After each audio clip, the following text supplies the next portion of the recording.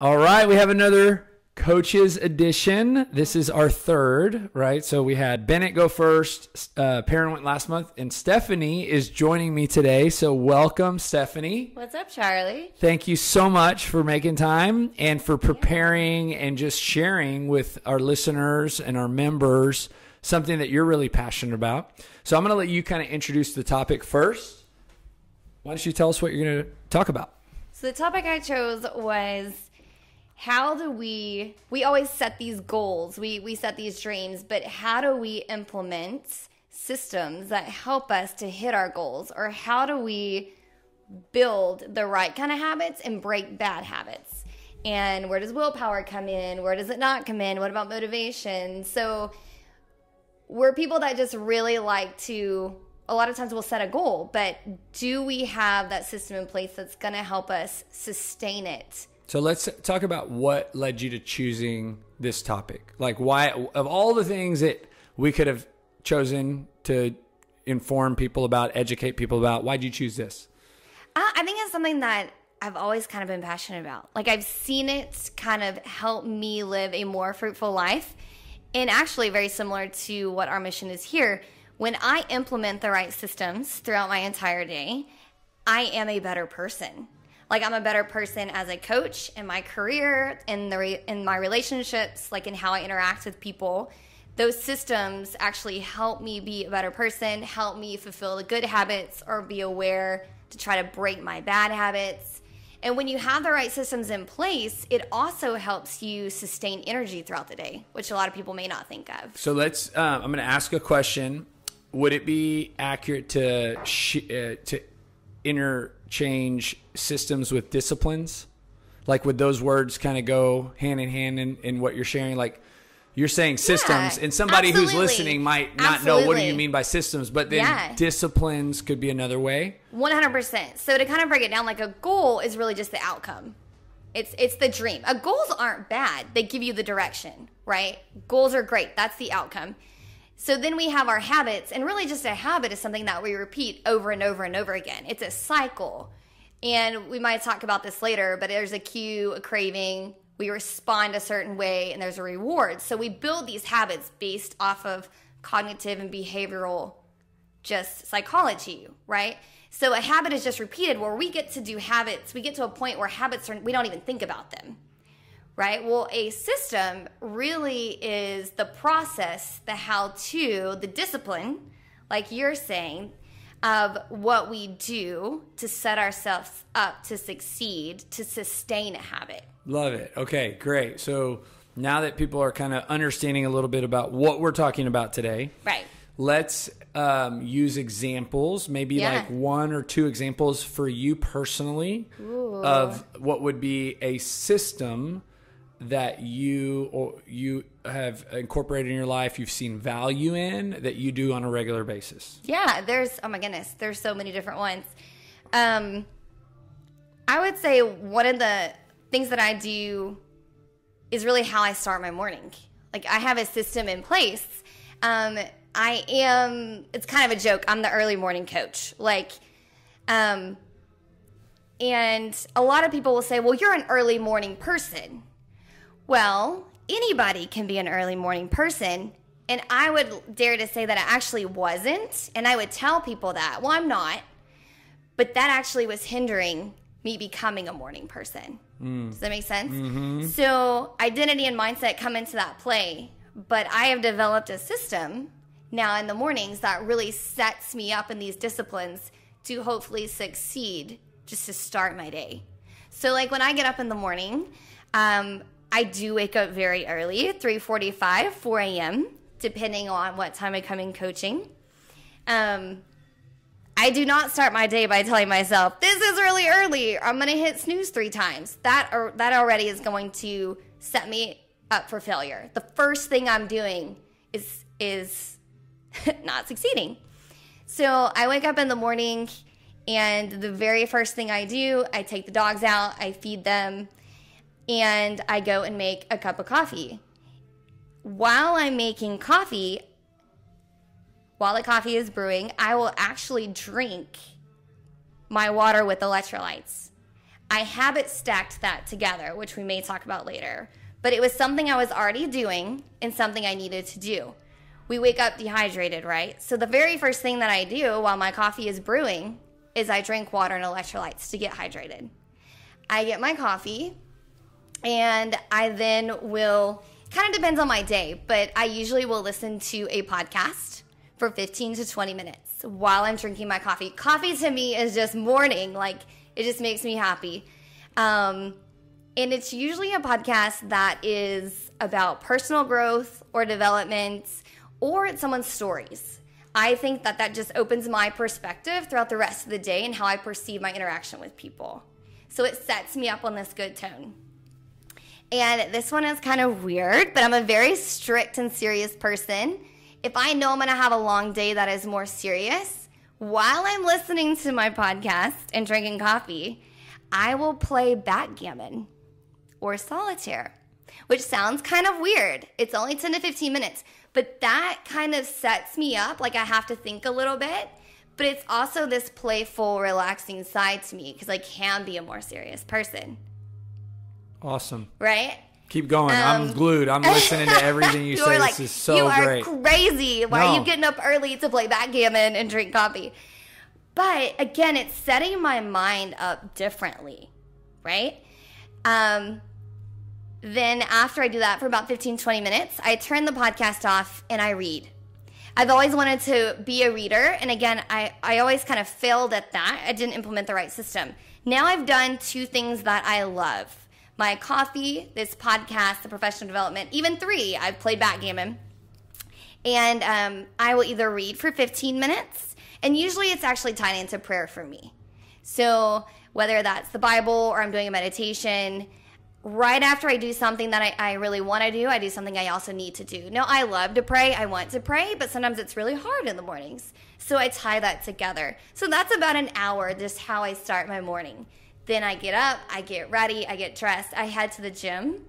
And I always drive to the gym for me listening to Christian music, because that also is a form of prayer for me, and that also sets me up for whatever I'm going to face for the day, even mentally. So let's pause there, because that's so good. And I want to make sure people captured everything that you just said, and really how it ties into the podcast and what the hope is. So basically, you just described what I'm going to say is your morning routine, which is a system, right? And you described that you have probably added things to that, like the electrolytes, correct, or the solitary or backgammon, that have ultimately helped you to see value later in the day. Yes. Or how you feel, throughout the day. And I'm assuming maybe you've also taken some things out that you had, or switched some things around. 100%. And so the neat part here is it is a system that now has become habit. Yes. Okay, so much so that my dogs naturally wake up 2 to 3 minutes before my alarm, and they know our routine. Wow. So I actually don't wake up to my alarm. I wake up to the dogs and then get up. Okay, I'm going to give a quick personal testimony absolutely. in that. And it's funny you call them your dogs, because my kids know my routine. Yes. And it's so funny because Chip will go, "Dad, are you going to do your computer after you do your Bible?" Yes, that's amazing. They're watching. They're watching. It's so important. And so it's your dogs, your kids. I mean, other people, your spouse, if you're married, will observe this routine. Now, what I want to ask you is, I think the way we're going to segue this to people listening who probably want to incorporate nutrition systems for their life, and maybe exercise systems for their life, but don't even have a clue where to start. So the morning routine, if I'm honest, will change your life. It will. Like, there's a book called Miracle Morning. Oh, I haven't read it. Talks about that, and there's just so much value. Yeah, it is up here. There's so much value in what you just described. And I did a podcast with Joe Schaefer probably a year ago where he and I discussed this topic exactly. That's cool. So morning routine, absolutely recommend it. How can we incorporate a miracle workout schedule? How can we do something that, hold on. I have a customer for you. We're recording. Happy birthday, Doug. I'll tell him I'll call him back. Okay. You can join. Okay, back on. So, how can we incorporate? Sorry, guys, we just had our favorite Doug Peterson walk in. We're recording, but we're going to roll with it. No, so how can we incorporate let's start with a nutrition routine. Okay. Where would we start? Or our system. So what would be? Yes. Okay. So there are a lot of different tactics we can use to build a good system or to break a bad system. Here's an example for nutrition. So one of the cool things about systems or habits, they're not going to sustain, they're not going to happen overnight. If they do happen overnight or you hit a goal overnight, there's a good chance you're not going to sustain it long term, right? So it's doing these little steps. James Clear calls it 1% better each day. And it's the little increments that are going to actually make the biggest difference until you start to see change. So I love that approach. So it's not, so here we go. We're not going to generate Stephanie's morning routine in our life. Not at all. I didn't do that. We can't just copy hers, do it tomorrow and think that it's going to. And every person's will look different, and different systems work in different seasons of your life, right? So I would say with nutrition, if you're someone that, and this is hard, especially if you have a spouse or kids that aren't on the same eating plan, think about doing one little thing. Maybe you need to eat more fruits or vegetables, okay? So how to build a good system. When I get home from the grocery store, I immediately, this is a habit that I've kind of stacked together. This is a system I've created. If I just take the blueberry container and the whole cucumber and throw it in the fruit and veggie drawer, there's a good chance it's going to start growing stuff and I'm not going to eat it, right? Because it's invisible. It's in the drawer. Now, if I'm short for time later, I don't have time to cut it up or wash it, or maybe I do and I tell myself I don't, right? It's harder to do. I'm not going to do it. So the minute I get home from the grocery store, take that cucumber, cut it up, put it into Ziploc bags and portion size in your fridge where you see it at eye level, right? Do the same with your blueberries. It only takes 2 to 3 minutes. You've stacked that immediately with the habit you just did. You went to the grocery store. Right when I get home, I know I'm going to do that. It doesn't take long, right? Yep. Then it's easy. It's rewarding. It's satisfying. It's right there. It's obvious.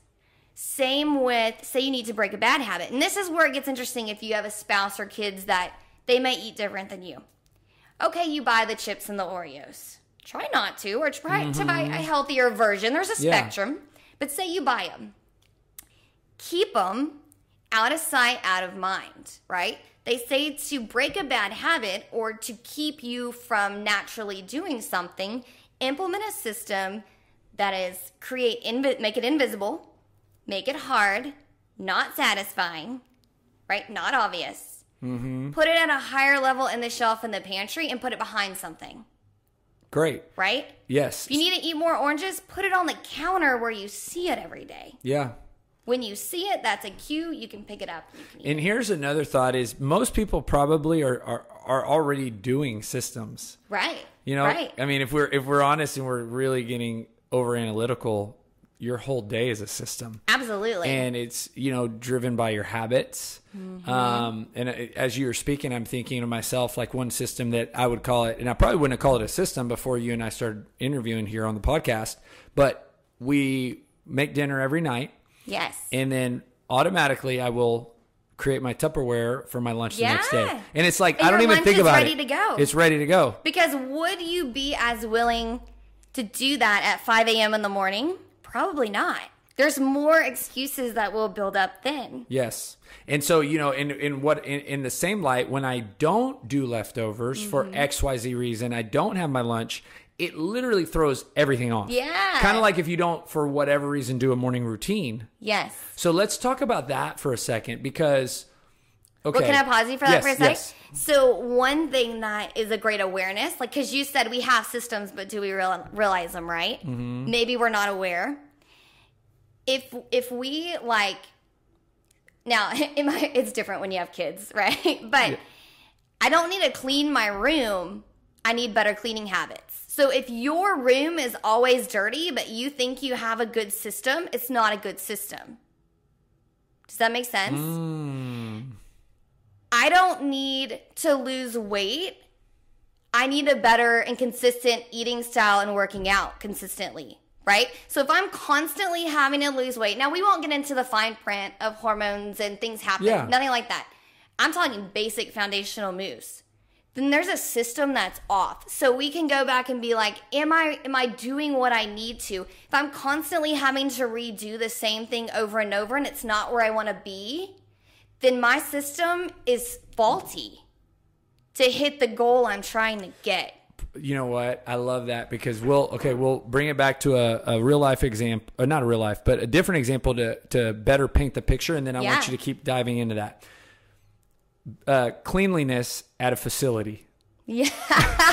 Yes. Bathrooms, right? Yes. Okay. If the bathrooms aren't to the standard that you want in the cleanliness, right, it's because you don't have a good system that is working to get you the result that you want. Yes. Which now we can come right back to your example, right? If your weight is not where you want it to be, you don't have a good system, right? Exercise system, nutrition system, which is really what I want to figure out how to build for someone on this. Not figure it out for them individually, but get them really understanding the power of a good system. You know, absolutely. I'll say, if we're honest, what we provide people as trainers is the system. Right. Like Doug, who just walked in 10 minutes ago, his system is go see Charlie. Exactly. You know, he doesn't have to. Your clients don't literally, their exercise system just is having a relationship with Stephanie. Right. And then not everybody has a system in that regard, but we can provide that. Right. 6-week challenge is a nutrition system. Yes. And a huge part of that is, this is going even deeper, but like you can have a good system, but if you don't have the accountability, which is one of the things to sustain behavioral change, you could still falter on that. So in the book Atomic Habits, which I know is one that you've read, you really enjoy, and a lot of the reason for recording this today was from the book. What statistic, or do you know what percentage of success would you say is attributed to having accountability versus no accountability? I actually don't have an exact number, but personal opinion, Stephanie, would say it's huge. Mm-hmm. Because I've seen that in my own life. I can have a solid system and it can sustain me for so far. Like that system is going to help you when your motivation drops, when your willpower drops. But even still, it's, again, when you keep going, you're going to get to a point. Humans are made to belong and to be in community, right? So eventually you need that accountability, and it's going to help your system flourish even more and to help you stay in that system. Yes. Right? So I actually think it's very important. Yeah. And, you know, taking your morning routine example, it's already instilled. Mm-hmm. You see value in it. I'm going to call that a very mature and developed system. It took a while to build. And let's use a simple example. Brushing your teeth. Right. When you were a child, and I have 4 of them. I was going to say, is it that easy to get your littles to brush their teeth? No, they don't want it. Well, one, they don't think, oh, I just need to brush my teeth. Like literally, they need to be reminded every day to brush their teeth every single day. Yes. And then they become automatic. And then now I would say for any adult listening to this podcast, does anybody have to remind you to brush your teeth? Hopefully not. Hopefully not, right? But no, right? Like you brush it. It's automatic. So I'm going to call that a mature. Absolutely. And very, you see the value. So it's a system that has been developed over a long period of time. Right. Now for people starting their fitness journey, it's almost like children reminding them to brush their teeth. Like you don't want to work out. You don't want to eat right. You are just getting started. And if you're doing this alone without the accountability that a parent would provide a child to brush their teeth, or without a system, even when you get to brush your teeth, how do I do it? Well, I show them how to do it. Yes. And then, the dentist gives you a timer. It's a sand timer. And I think my niece and nephew have the flash, like there's a flashlight. Yeah, at 2 and minutes. It goes off after, it goes off and after 2 minutes. I thought it was fascinating because I was like, I wonder how long I brush my teeth. I don't brush my teeth for 2 minutes. Right. But I think the dentist figured out that if they're in there for 2 minutes, they're getting everything. They're good. But, it's a system, right? Right. So, I think, and I want you to share on this, like, how does acknowledgement play into this? Humility? Like, you can't adopt a new system if you don't realize I need this. Absolutely. I'm also very big, something that's important to me, whether I'm praying with scripture or how I go through my day, is be aware, understand, and take action. That also ties into habits and systems, right? I'd even put that before you build your system. So do we even know how we act throughout the day? When we do act, do we know what we're trying to feel, what craving, right? And then is it the right decision of what we made or not? So an example, I think, again, awareness and understanding you have to have that first to even know what habits you're doing that are good or bad, and then instilling a system. So example, and I keep using examples just to tie in. Absolutely. I wake up every day and I don't feel good about my day. I'm rushed to everything I go to. I'm always late in the morning. So then that's acknowledgement. Like, I don't want it to be like that anymore. And then the system is the morning routine. Yes. Right? Like, yes. because most people start their day probably hitting snooze button 3 or 4 times. Right. Groggy out of bed, and then get straight in their car and just show up at wherever they got to be. And you're rushed. And you're rushed all day. And you don't, you're not winning the day. Right. You're not. And so, again, acknowledgement, like you said, Yes. awareness, I want this to change is first. Yes. And then after that, the solution becomes inserting a system. That works. And I'm trying to kind of take a lot of the things that you've said that we can kind of now attach to action items for listeners. Right. So then, okay, morning routine needs help, 1% improvement tomorrow. Mm-hmm. Maybe tomorrow I'm going to set my alarm, and not hit the snooze button. And that's it. Yes. Like, just that alone is 1%. Right. Which might be the hardest one. That's true. That's for some true. people. Or I'm going to choose. I'm going to not just let the radio tell me what it wants to tell me. I'm going to choose what I'm going to listen to. What I listen to, and Absolutely. just slowly but surely work and fine tune that. Yes. And there's different tactics that you can do. Like, one, they would even say, what do I need to do and what do I want to do? So, I need to work out. Maybe you don't want to work out, right?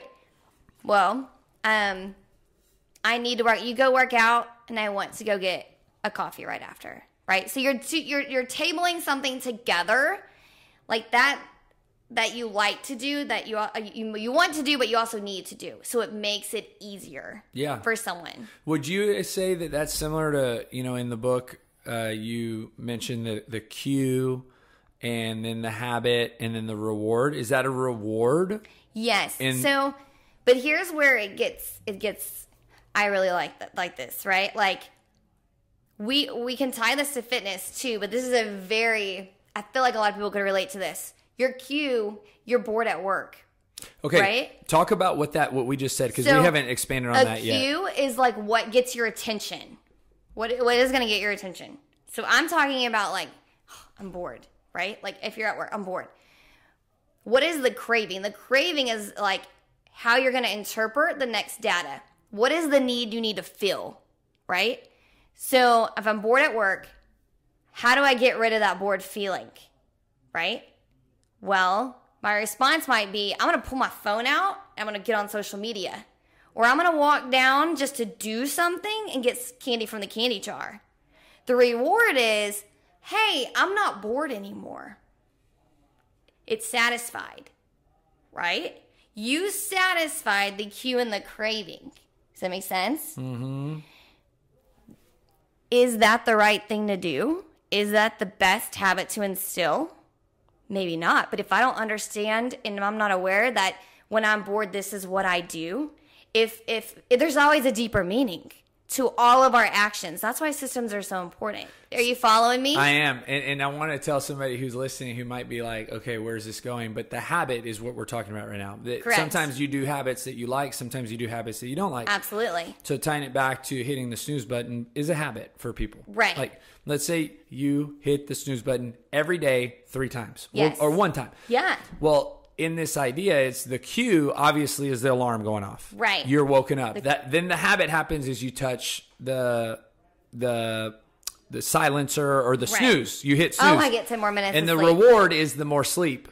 So to is that helping you in the long run? right. And we'll say the answer is no. And I'm not saying this is the right solution, Right. this might be something. So we got to replace the reward, right? Because it's not about more sleep and it's not about hitting the snooze button. We need a new habit. So for somebody, let's say, who truly loves social media, this is a terrible suggestion. They could, instead of hitting the snooze button, allow themselves 9 minutes of, not that I recommend that, first thing in the morning, of social or news or whatever, as a reward to replace the sleep. And now I'm awake and now I can start my morning. And that is absolutely one of the tactics that people will suggest is humans, like, we function better off reward. We want gratification immediately, right? So even adding a small reward like that is going to motivate you in the moment. Where we have to be careful is, if you think about this too, a lot of times someone say you need to work out more. Well, in the short term, is it really gratifying? Now, we love to work out. So others might say, yes, like that's a part in my day. But someone else may be like, no, I am sore. It's taking extra hour out of my day. Like, whatever it is, it's not gratification immediately. But in the long term, there's a lot of success. Think about the opposite for bad habits. Most of the time with a bad habit, we're gratified in that moment. Oh, I got my 10 extra minutes of sleep. Oh, that's so good. Well, then I'm rushed the rest of the day and I've developed this bad habit. It's going to trickle in other areas of my life. Right? So a lot of times when we're looking at our habits, that comes into play. I'm upset. I'm emotional. All I want to do is eat peanut butter I've done that. Eat peanut butter out of the jar. I love peanut butter. Oh my gosh, that's my weakness. Let's go the whole tangent there, but it's so good. Yeah. Let me get the spoon and go eat peanut butter out of the jar.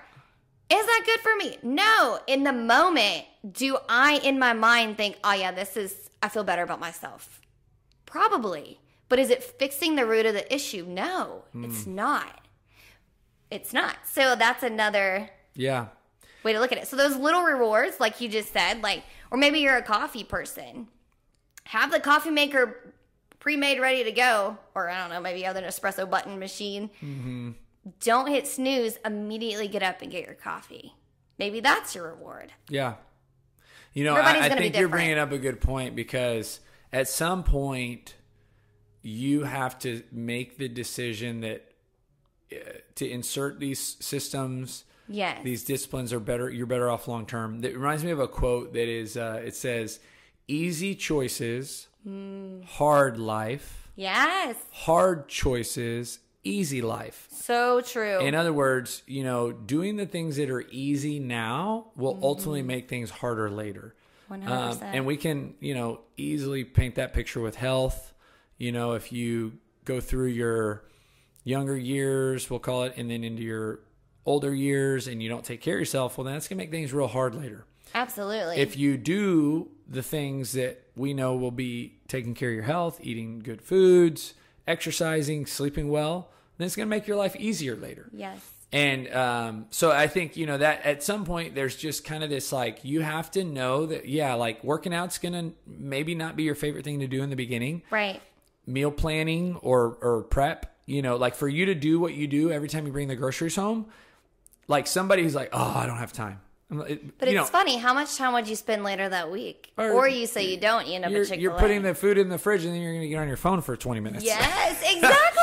So, Exactly. you have the time. And so, but it is systems, it is disciplines that ultimately will make life easier later. Absolutely. Okay, so to kind of put a pretty bow on everything that we just talked about, give people listening, some encouragement. Absolutely. And some direction on what you feel would be kind of after listening to everything you just said, we've talked about, maybe an action step or kind of something to give them some direction where to go with this. I would say that in a summary, goals are not bad. They're going to set you in the right direction. So it is good to set goals. But then create the system. Start small. One of the favorite quotes from the book is, you're not going to rise to the level of your goals. You're going to fall to the level of your systems. So they're super important to hold us accountability in general, but you're setting yourself up to succeed, to create a habit. When you are aware, understanding how you normally act throughout your day, the habits that you have, and what systems you need to implement to create a good habit, make it obvious, make it attractive. So something you want to do, there's that reward piece, right? Mm-hmm. Make it easy, something simple, even under 2 minutes to do just to start. And then make it satisfying. So obvious, attractive, easy, and satisfying. If you're trying to break a bad habit, do the opposite.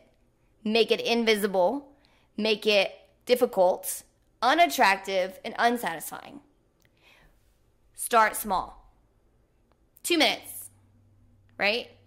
If you're not even coming to the gym yet, put your tennis shoes on the minute you get out of bed in the morning. I bet you're not going to crawl back into your bed, but it didn't even take 2 minutes. But it starts somewhere, right? If you want to be someone that's consistent with your workouts, and you're not really even coming to the gym yet, and this goes for people if you are, it is worse to lose a day than to not do anything, right? So 2 minute rule here. But if you're someone who's not even coming to the gym yet, if you want to be someone who consistently goes to the gym, I am healthy, I am healthier. Again, the identity matters. Do 10 squats. That's it. No, wait, 10 air squats. Why? Because you're doing something small, and that is reaffirming the identity you're trying to live. Mm-hmm. So that makes a bigger difference than doing nothing. Yeah. So as you start small, Love accountability. It. This is makes great. a difference. Thank Set you, yourself Stephanie. up to succeed. So good. And if you guys need any additional information on this, talk to Stephanie. You know this topic too. No, this is great. Thank you so much. Yes.